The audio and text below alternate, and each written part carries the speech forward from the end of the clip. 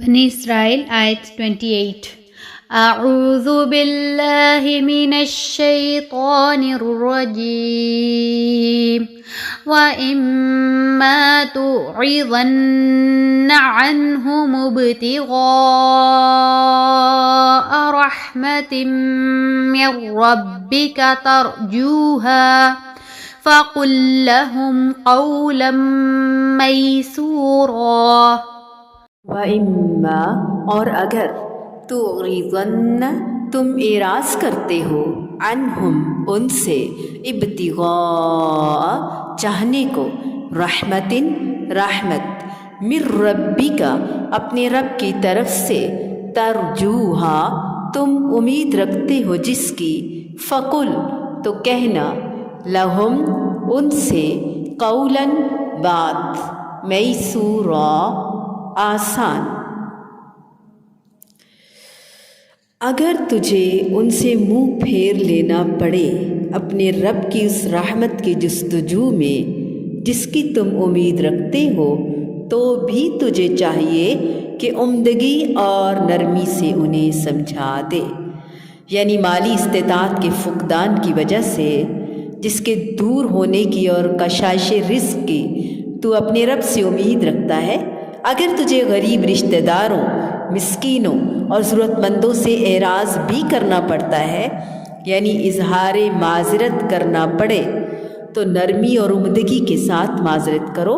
یعنی جواب بھی دیا جائے تو نرمی اور پیار محبت کے لہجے میں، نہ کہ ترشی اور بد اخلاقی کے ساتھ جیسا کہ عام طور پر لوگ ضرورت مندوں اور غریبوں کے ساتھ کرتے ہیں۔ قرآن کا حسن دیکھا ہے، رب تعالیٰ کی حکمت اور بات کا انداز سمجھا ہے، مدد پر قادر نہ ہو تو بھی نرمی سے معذرت کرنی ہوگی، یہ تمہارا حق بنتا تھا، میں معذرت خواہ ہوں کہ پورا نہ کر پایا،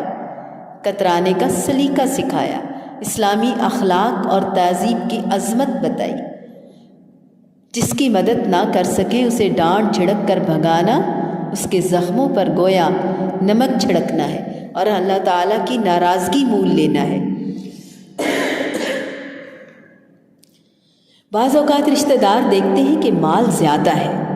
تو بہت زیادہ ڈیمانڈنگ ہو جاتے ہیں، ہر طرح سے ہر اینگل سے اگر آپ اس آیت کو دیکھیں تو آپ کو بہت اچھے سے بات سمجھ آ جائے گی۔ اگر تو ہمارے رشتہ دار بہت زیادہ ڈیمانڈنگ ہو گئے ہیں، ایسے میں انسان کی اپنی بھی ضروریات ہوتی ہیں تو وہ ان کی ڈیمانڈ سم ٹائمز پوری نہیں کر سکتا تو فرمایا گیا کہ ان کو جھڑکو نہیں، ان کو بڑے آسن طریقے سے اچھے اخلاق کے ساتھ انکار کر دو، یا پھر بعض اوقات بعض لوگوں کی عادت ہی بن جاتی ہے بار بار مانگنے کی، اور وہ بہانے کر کر کے کچھ نہ کچھ بس مانگتے ہی رہتے ہیں، کیونکہ مانگ کر لینا ایزی منی ہوتی ہے نا، ایزی کم ایزی کو، پھر انہیں خرچ کرتے ہوئے تکلیف بھی نہیں ہوتی، کچھ محنت بھی نہیں کرنی پڑتی مال کو ہتھیانے میں،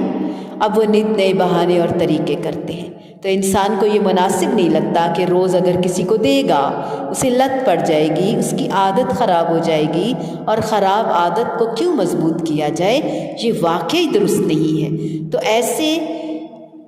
میں حکمت کے ساتھ عمدہ طریقے سے معاملہ کرنا ہوگا کہ سانپ بھی مر جائے اور لاٹھی بھی نہ ٹوٹے۔ لوگوں سے اعراض کرنے کا طریقہ بتایا گیا، رب تعالیٰ کی رحمت کے حصول کی امید، مثلاً معلوم ہے کہ اگر اسے مال دیا جائے نشے پر خرچ کرے گا، زنا کرے گا، کسی گناہ میں صرف کرے گا تو کوئی بات نہیں، اسے روکنے کے ہزار ہاں طریقے ہیں، صرف ڈانٹنا ہی ہمارا فرض نہیں ہے۔ وَإِمَّا تُعْرِضَنَّ عَنْهُمُ ابْتِغَاءَ رَحْمَةٍ مِّن رَّبِّكَ تَرْجُوهَا فَقُل لَّهُمْ قَوْلًا مَّيْسُورًا۔